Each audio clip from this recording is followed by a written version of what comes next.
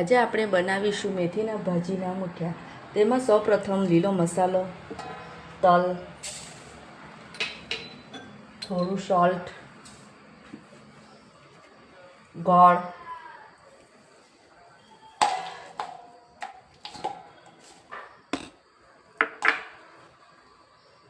તેલ ઉમેરીશું.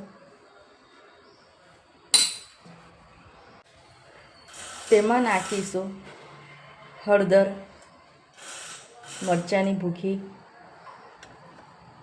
ધાણા જીરું,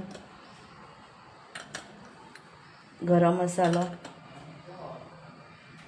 ને થોડી હિંગ. આ બધું આપણે મિક્સ કરી દઈશું.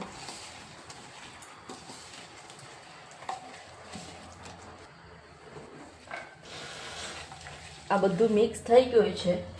હવે એમાં આપણે નાખીશું મેથીની ભાજી.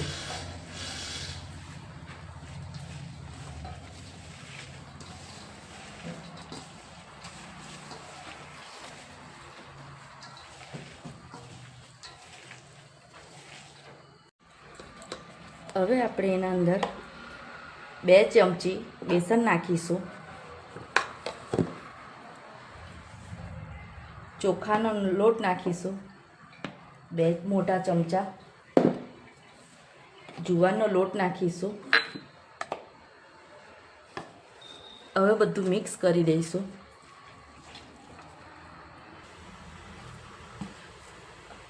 મેથીના ભાજીના મુઠિયા વારીને મૂકી દઈશું બાફવા માટે 20 મિનિટ માટે.